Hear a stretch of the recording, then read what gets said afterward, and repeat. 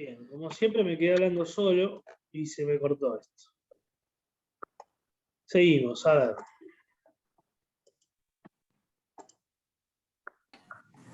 Entonces decía que la cuestión de este balanceo de líneas o balance de líneas, como lo quieran llamar, como decía más amigable, es aplicable en todo ámbito.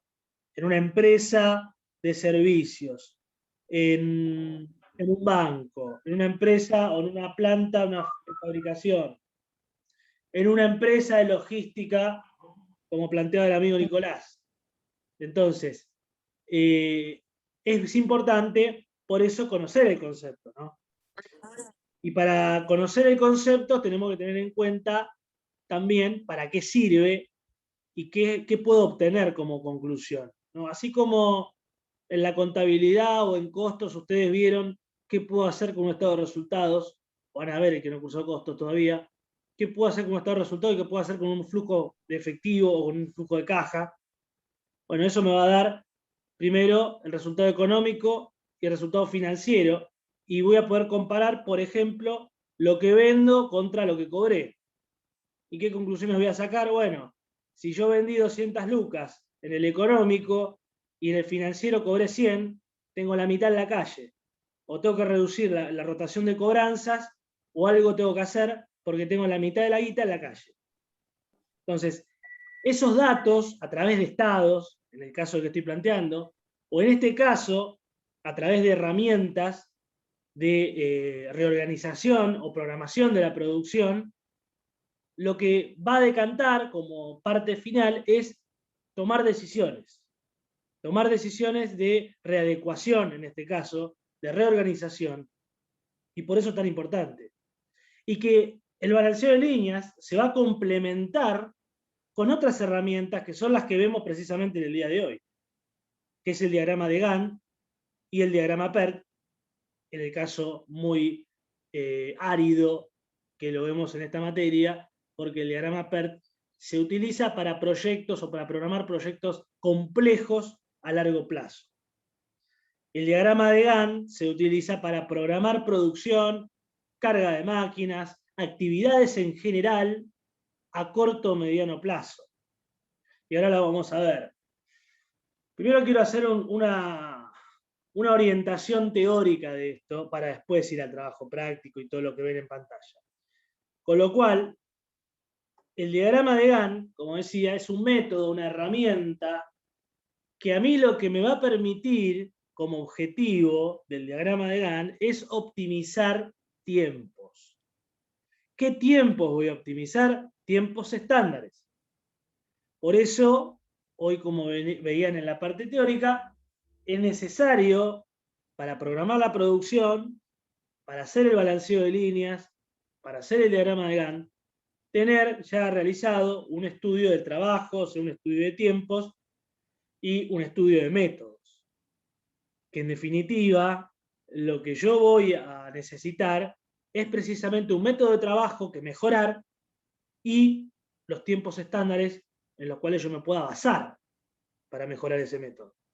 Con lo cual, el diagrama de Gantt y el balanceo de línea en un orden de correlación viene luego del estudio del trabajo.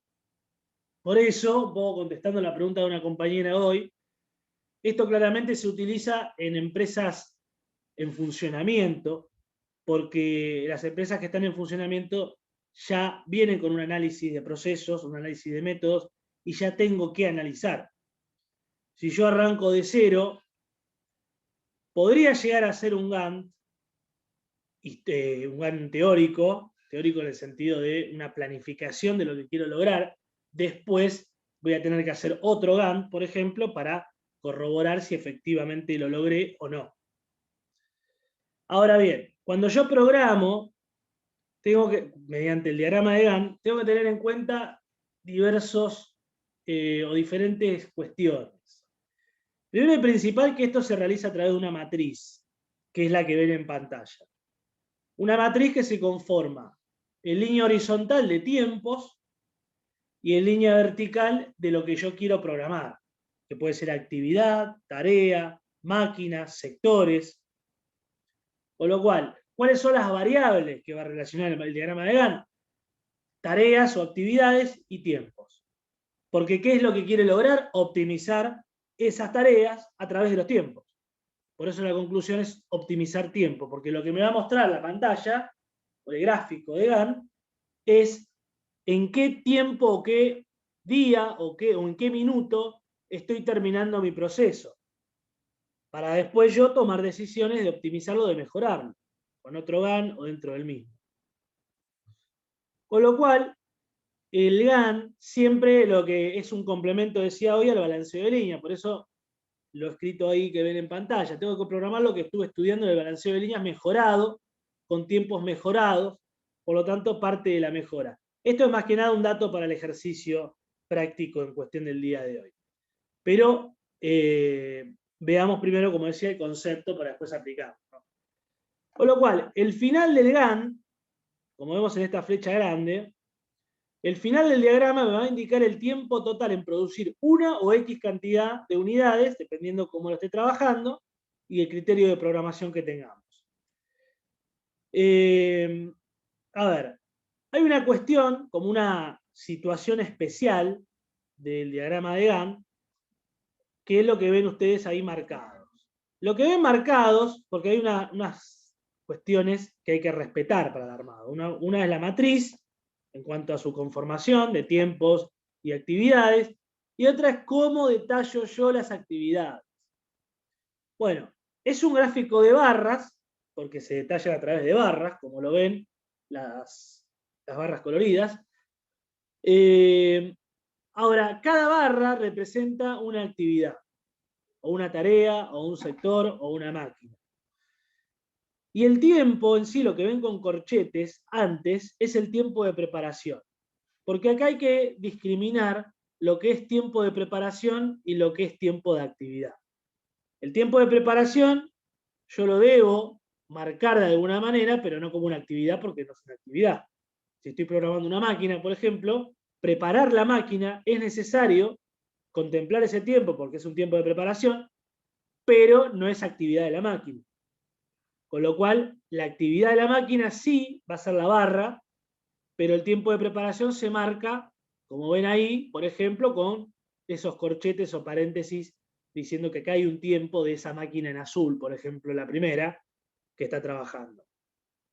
Ahora, el ejemplo que ven acá es un ejemplo secuencial en el cual cada máquina, si lo queremos llamar máquinas, a los colores, depende de la anterior para empezar a trabajar, y todas, excepto la última es un trabajo manual. Tiene un tiempo de preparación, con lo cual ven que el gráfico azul o la barra azul no arranca en 0, sino que arranca en 1,5 más o menos, porque de 0 a 1,5 es un tiempo de preparación. Supongo, por los números, que arranca en 1,5 y termina en 2,5. Quiere decir que el tiempo de trabajo de esa máquina es 1 minuto. Como termina en 2,5, la máquina roja necesita también un tiempo de preparación de 0,5 en este caso, porque arranca en 3. Y también demora 1 minuto terminando en 4. La tercera máquina, que es la verde, necesita un tiempo de preparación también de 0,5, arranca en 4,5 y termina en 6. Demora un poco más. Y después se ve que este proceso entra en juego el trabajo manual, en donde por ahí empaca el producto y lo deposita o finaliza el proceso. Eso me está diciendo este ejemplo, un ejemplo inventado para que ustedes entiendan sobre todo la mecánica de la representación gráfica del diagrama de Gantt. Entonces, ¿cuál es la conclusión que saco primero acá? Primero que el tiempo de trabajo para empacar, supongamos, una unidad o 100, son 7 minutos, supongamos que son minutos. Los tiempos pueden estar en minutos, segundos, días, semanas, años, lo que sea. Lo que sea que estemos trabajando, ¿no? Y que necesitemos programar. Supongamos que acá tenemos 7 minutos, y eso es lo que me demora a mí entregar 100 unidades, por ejemplo. O una unidad, porque se puede hacer por unidad o por 100. Con lo cual, ¿cómo mejoro este Gantt si yo digo que 7 minutos es mucho? Yo digo es mucho 7 minutos para esto. ¿Cómo sé yo que es mucho o que es poco? Bueno, con un estudio del proceso. cuánto me lleva a mí, o por qué, si yo puedo reducir el trabajo manual, porque el trabajo manual, recuerden algo que les dije en análisis de procesos y de métodos, puedo mejorar y acortar todo lo que no sea tiempo máquina. Es decir, lo que sea tecnológicamente viable y humanamente posible, ¿no? Un tiempo de máquina, si la máquina dura 1 minuto en su trabajo, yo no lo puedo acortar, no puedo alterar el tiempo máquina.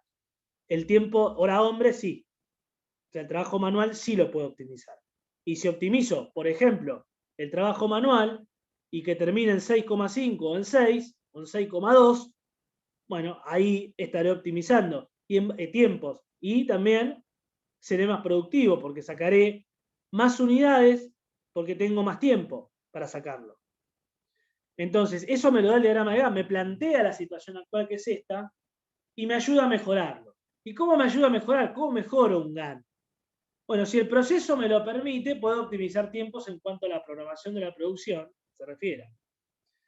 Es decir, si un producto cuyo proceso admite poder realizar el consecuente antes de que finalice el antecedente, esto quiere decir que el rojo lo puede hacer antes de finalizar el azul, si el proceso me lo permite, puedo acortar tiempos, por lo tanto puedo finalizar antes en base a la situación actual que me plantea. Es decir, en este caso, puedo alterar las máquinas y arrancar antes a trabajar la máquina roja de que termine la azul. Y también, si quiero seguir, el trabajo manual lo puedo también arrancar antes, porque esta, por ejemplo, la puedo arrancar antes acá. Por ejemplo. ¿Puedo hacer una consulta? Claro. O sea, que se puede hacer tal vez en algunos casos en simultáneo. En simultáneo se puede hacer siempre y cuando el proceso lo permita y no sea restrictivo en ese caso. Dependiendo. Por ejemplo, si estoy hablando de una fabricación en lotes, ¿qué va a ocurrir? Porque acá entra un concepto que es una situación especial del diagrama de Gantt. Cuando yo estoy fabricando por lote, por ejemplo, lotes de 100 unidades, yo tengo que terminar el lote y después bajar a la máquina siguiente. O sea, siendo acá, estoy fabricando un lote de 100 con esta máquina, termino el lote y bajo. Esto me dice este gráfico actual. Ahora, si el proceso, ese producto de ese lote, me lo permite también, si yo puedo en un lote de 100, cuando llegue a 50, ir bajando para que mientras tanto esos 50 se vayan procesando en la máquina siguiente, lo que voy a estar haciendo es adelantar esto acá, supongamos. Entonces ahí, a medida que yo llego a 50, bajo. Los otros 50 siguen y se enganchan en la otra, en el otro lote, digamos. Con lo cual estoy optimizando porque estoy haciendo trabajar esta máquina antes que lo que estaba en la actualidad, ¿no? Esto produce una fabricación por lote, por ejemplo, dependiendo de las restricciones que haya en el producto terminado, en el procesamiento, digo, del producto terminado. Ahora, esto de empezar antes y de tener en cuenta los tiempos del consecuente y el antecedente, llámese consecuente en el ejemplo al rojo y antecedente al azul, cuando yo puedo evaluar esto, lo que estoy haciendo es solapar actividades o carga de máquinas. Y esto, como escribo acá en el cuadrado verde, se realiza en su mayoría cuando la producción es por lotes. Es decir, ¿qué sacamos como conclusión acá? Si tenemos una producción por lotes o un proceso que sus restricciones así me lo permitan o no tenga restricciones directamente y lo pueda hacer libremente, puedo solapar actividades o cargas de máquina. ¿Y qué es solapar actividades o cargas de máquina? Que la máquina o la actividad consecuente pueda arrancar antes que la anterior, que el antecedente. O sea, pueda trabajar a la par o pueda trabajar antes sin esperar o sin tener que esperar que la actividad anterior termine sí o sí. Por ejemplo, Perdón, ¿puedo hacer una pregunta? Sí, claro. ¿Cómo me puedo dar cuenta si quizás es una pavada, pero ¿cómo me doy cuenta si la puedo solapar o no, una actividad? Primero por el tipo de producción que tenés, si es por lote o no. Segundo, por las restricciones del procesamiento. Recordemos que uno ve el análisis de proceso antes y ahí es donde uno ve las restricciones que puede tener ese proceso e incluso también lo que puede ver antes es el balanceo de líneas. Recordemos que el balanceo de Y líneas... con eso me puedo dar una idea de si podrían arrancar en simultáneo para que yo ahorre tiempo. Exacto, con eso te hace una idea de qué tipo de proceso tenés y qué restricciones o no tenés. En base a eso, vos cuando programes ese tiempo, podés determinar esta decisión de solapar o no. Porque por ahí el solapamiento, digo que es un tratamiento especial porque es una herramienta para optimizar tiempos en estos casos. Pero no quiere decir que si vos tenés una producción por lote, sí o sí tengas que solapar, por ejemplo. Porque puede haber otra mejora. Pero es una herramienta que se utiliza cuando la producción es por lotes o cuando no hay restricciones, por ejemplo, en el procesamiento. ¿Se entendió eso? Sí, tendría que, voy a ver si tengo un caso o cómo me doy cuenta, pero entendí, pero después voy a ver en la práctica a ver cómo es que lo puedo hacer. Ok, ahora lo Está vamos a bien, no, ver igual con igual. el trabajo práctico. Ok, ok. Bien, en el ejemplo tenemos marcado el solapamiento. Hay dos tipos de solapamiento. Un solapamiento que se denomina solapamiento al inicio y otro que es solapamiento al final. Cuando el tiempo del antecedente es superior al consecuente, tengo un solapamiento al inicio. Cuando el tiempo del antecedente es menor al consecuente, tengo un solapamiento al cierre o al final. En este caso, en el ejemplo, recordemos que esto es un ejemplo, yo marco un solapamiento al inicio, con lo cual digo que la actividad anterior es mayor o un poco mayor a la consecuente, ¿no? Con lo cual yo marco el solapamiento. Esto es a los efectos de marcar el solapamiento, porque lo que voy a solapar va a ser la actividad 1 con la 2, como vemos en pantalla, la azul con la roja. Y voy a decir que la roja puedo arrancar antes de que termine el azul. Bien, ese espacio que ven que coincide, esto, es el tiempo que me estoy ahorrando. Con lo cual, el resto, que es esto, es el solapamiento que hago. ¿No? Entonces, perdón, al revés. Cuando el tiempo que coincide acá es el solapamiento que hago. Y el resto es lo que la máquina va a trabajar sin depender o sin estar a la par de la máquina anterior. Con lo cual el solapamiento ahí es al inicio. Luego, ¿qué hice después en la mejora hipotética de este ejemplo?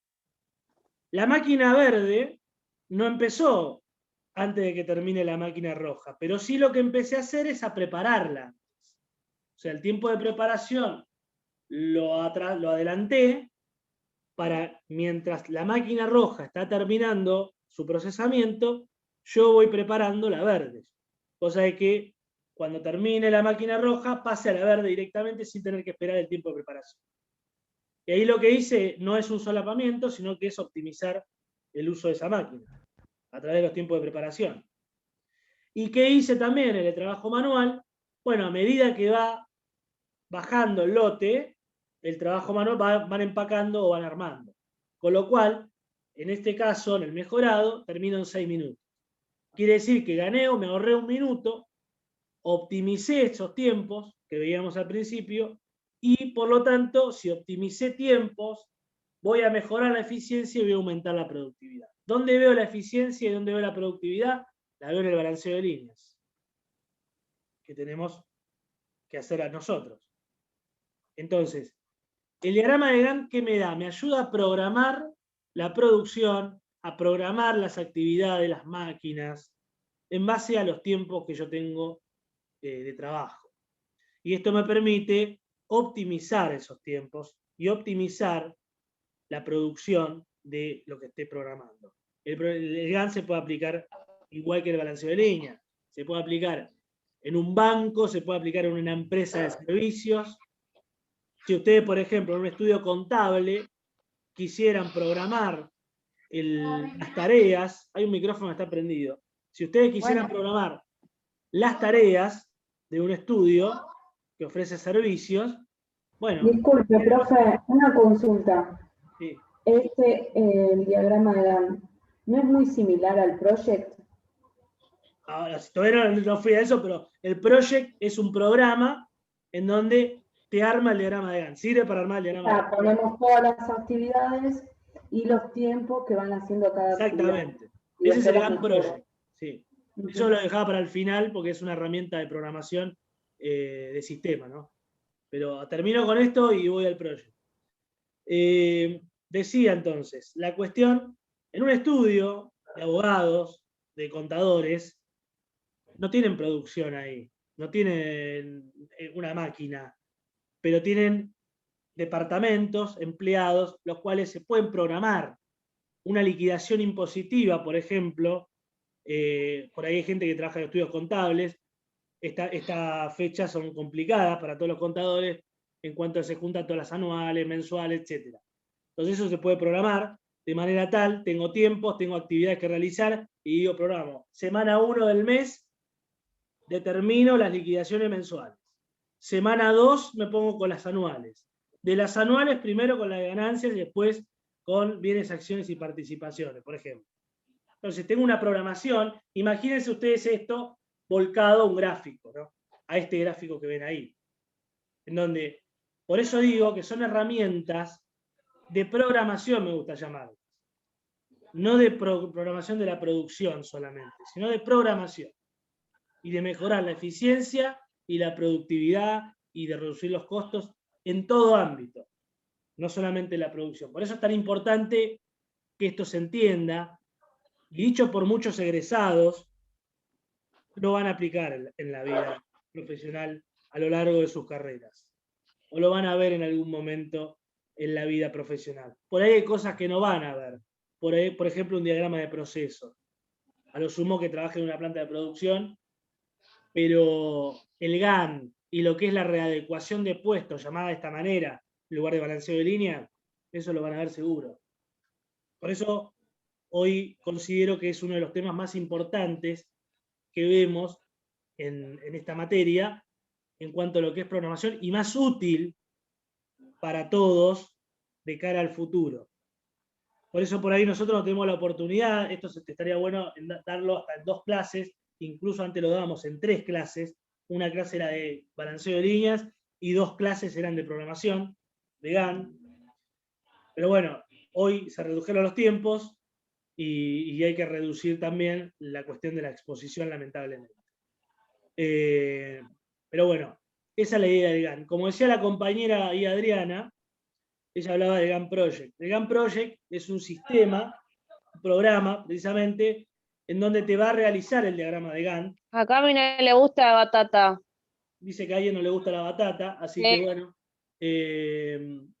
El Gantt Project lo que va a pasar es que te va a programar la producción de qué manera. Hay una parte donde vos cargas la fecha de inicio y la fecha de cierre y el puesto, ¿no?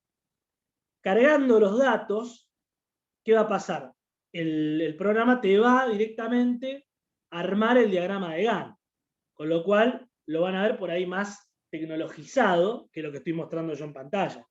Esto es un diagrama de Gantt bastante escueto, bastante humilde, y el Gantt Project te lo da con todos los datos, que en sí yo no lo voy a obligar a usarlo para este trabajo práctico, por ejemplo, pero el que lo quiere usar y lo tiene, lo puede usar tranquilamente, no hay ningún problema, pero no es requisito de la resolución del trabajo usarlo, a eso me refiero.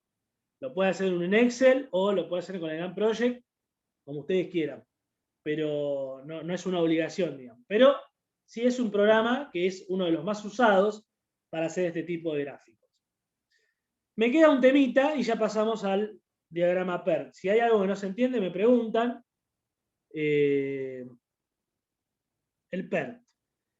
El diagrama PERT, copié acá la filmina de la teoría, porque la realidad es que sí, no lo vamos a usar en forma completa y compleja en este trabajo práctico, en esta materia, porque como decía, requiere de un proyecto complejo y extenso para programar.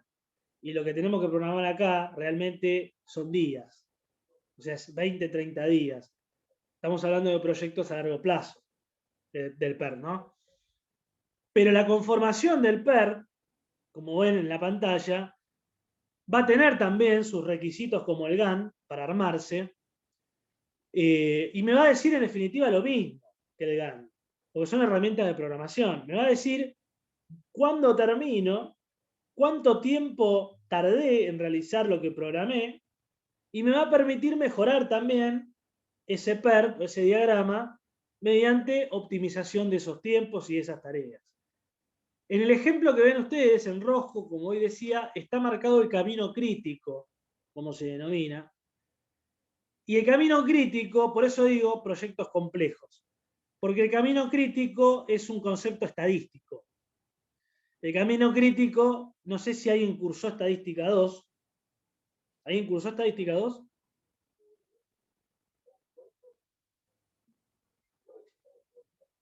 ¿Alguien cursó estadística 2? ¿No? Bueno, en estadística 2, aparte de ver fórmulas de probabilidades más complejas, distribuciones normales, Poisson, etc., lo que van a ver es la constitución del camino crítico. Y para eso, o sea, este PERT lo que mezcla, no tiene estadística 2, pero tiene estadística 1 y 2. A ver, yo soy licenciado en Administración de Empresas. Y En dice el plan estadística 1 y 2. 1 es Sí, en el plan estadística viejo 1. tiene estadística 2. ¿Cómo? En el plan nuevo no, El profe. plan viejo tiene estadística 2. Y el plan nuevo, y no tiene ninguna materia de el plan nuevo lo probabilidad, por sacaron. ejemplo. Y en el plan nuevo solo estadística. Bueno, tiene estadística entonces. ¿Y en estadística no ven esta parte de camino crítico, estas cuestiones? En estadística 1 no, profe. Ok, bueno. La cuestión es la siguiente. Entonces, el camino crítico es un concepto estadístico, ¿no? Que se calcula con probabilidades. Por eso la determinación, no en vano, está marcado en rojo el ejemplo. Por eso lo traemos como un ejemplo y como que el concepto de PERT es lo importante para quedarnos en esta materia, porque no lo vamos a aplicar en sí, por esta complejidad que requiere el proyecto a programar y mismo el diagrama para la materia y para lo que necesitan ustedes conocer, que en definitiva es saber programar. Ahora bien, como vemos, el diagrama PERT tiene un inicio, que es el día 0, la fecha en donde arranca mi programación. Tiene la primera tarea, o sea, necesitamos la secuencia también, como necesitamos en el GAN, de qué hacemos primero, qué hacemos después y qué hacemos después. Como ven ahí, tarea 1, tarea 2, tarea 3. Y este PERT en particular, el ejemplo, tiene una restricción. ¿Y cuál es la restricción? Que la tarea 4 sí o sí es consecuente de la tarea 2. Por eso está ubicada de esa manera. Con lo cual, la tarea 5 va a ser dependiente de la tarea 3 y no de la tarea 4. ¿Por qué? Ven las líneas o las flechas, no sé si se llega a ver. ¿Sí ven? Las flechas lo que indican es precedencia. Con lo cual, yo en la tarea 1, 2 y 3 me da el proceso de que lo puedo hacer en simultáneo. La tarea 4 es precedente de la 2. La tarea 5 es precedente de la 3. Esto según análisis de proceso.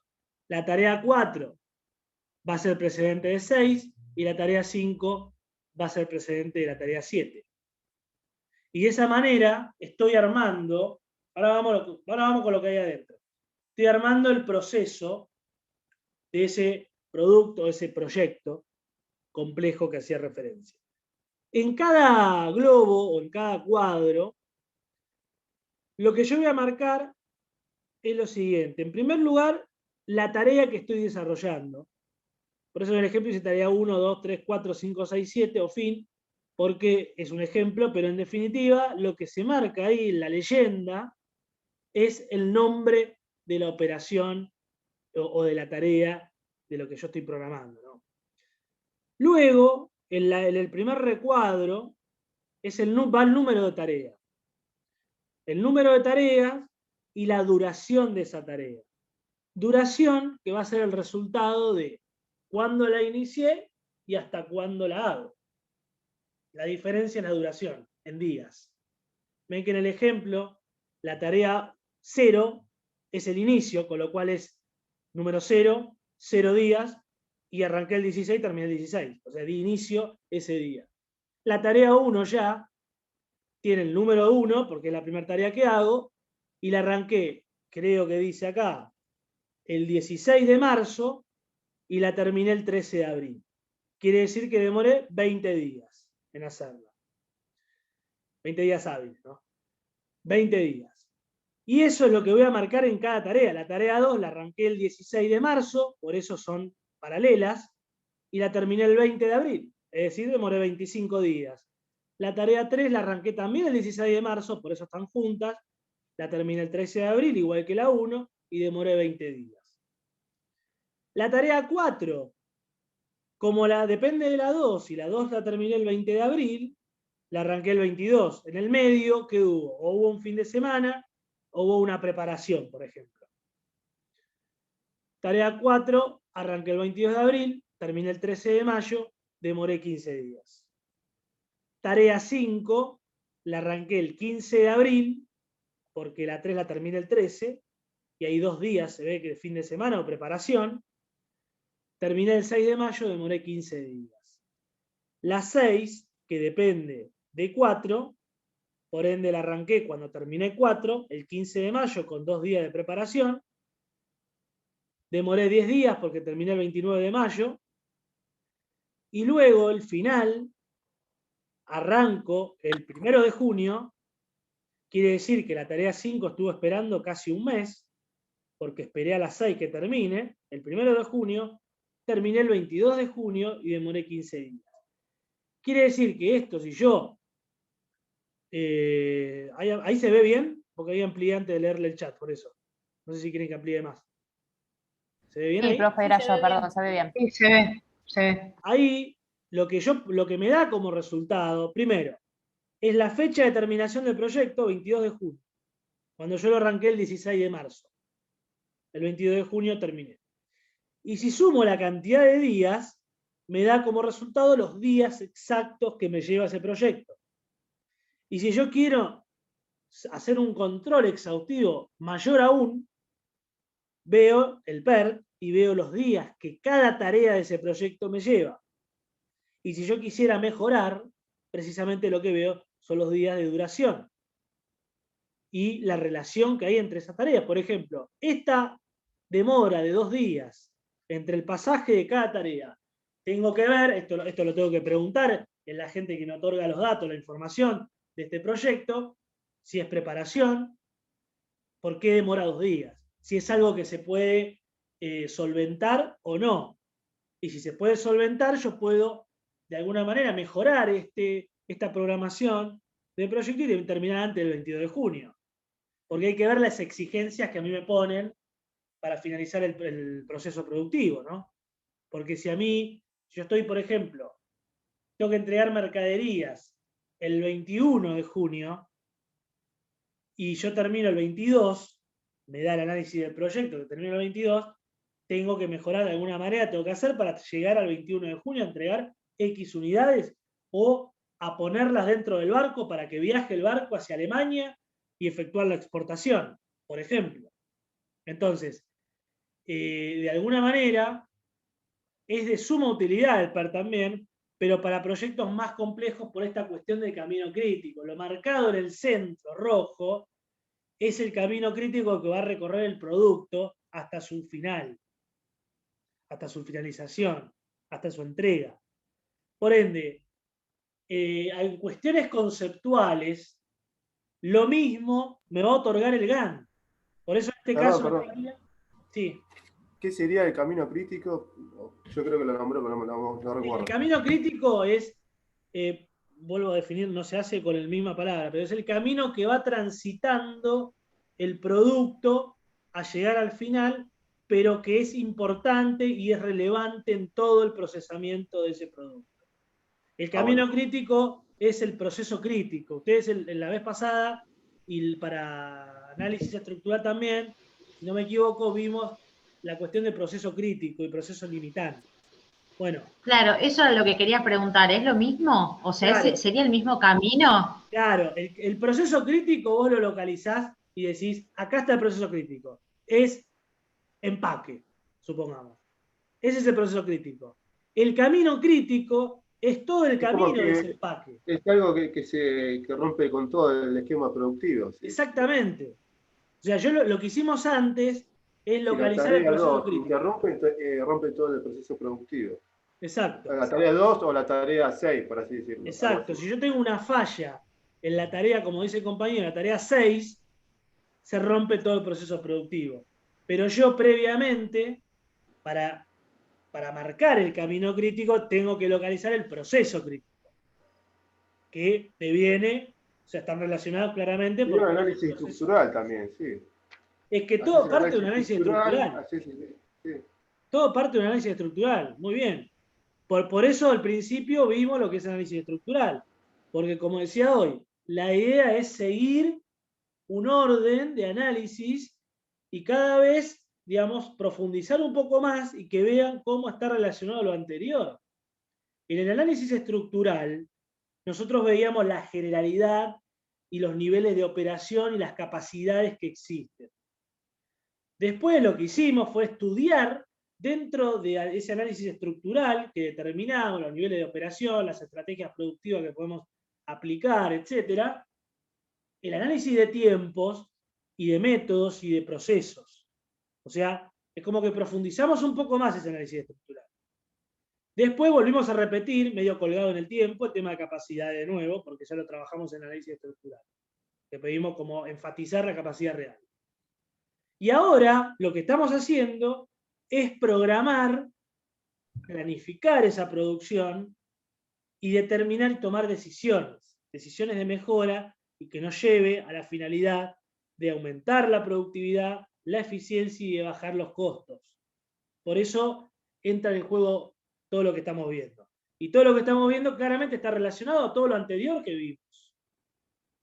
Incluso, si yo quisiera también relacionar los primeros temas, digo, también se relaciona con la cuestión de estrategias, objetivos y asumir los riesgos que haya, por ejemplo, el riesgo del proceso y el producto. O sea, desde el principio está todo relacionado. Con lo cual, a modo de coloquio, por eso digo esto y por eso cuento o hablo de este cuentito de relación, como si fuera un cuentito de ir diciendo, primero vimos esto, después vemos esto, después vemos esto, porque esta manera es la que les va a servir para el coloquio a ustedes de razonar todo lo que estuvimos viendo. A mí no me puede interesar por ahí que, no sé, que se equivoquen hoy, en vez de tomar minutos, tomen los segundos. La verdad, o que apliquen mal una fórmula, que la fórmula está escrita en un libro. El razonamiento no está escrito en un libro. El razonamiento hay que crearlo y hay que trabajarlo. Y para crearlo y trabajarlo, tengo que practicar y tengo que leer. Y tengo que, bueno, si hay dudas, consultar. Por eso digo, lo que a mí me interesa para el coloquio y para dejarles a ustedes es que puedan encontrar la relación de los temas que estuvimos viendo hasta el momento y de esa relación encontrar qué es lo que, una conclusión, qué es lo que puedo determinar, para qué me sirve esto que estoy viendo acá y que estoy perdiendo tiempo un sábado a la mañana, yo alumno. Me tengo que levantar temprano para escuchar al pelado y a este tipo hablar de estas cosas. Al pelado que me cuestiona todos los parciales, a este tipo que me cuestiona el trabajo práctico. ¿Para qué me sirve todo esto? Bueno, te sirve para tomar decisiones en tu vida profesional. O el día de mañana, cuando sean profesionales egresados y estén ejerciendo o gerenciando una empresa o un área, lo puedan aplicar. Por eso yo trato de relacionar esto con la vida real de todos y no solamente con una planta de producción. Tal vez será porque lo estoy mirando de mi lado de licenciado.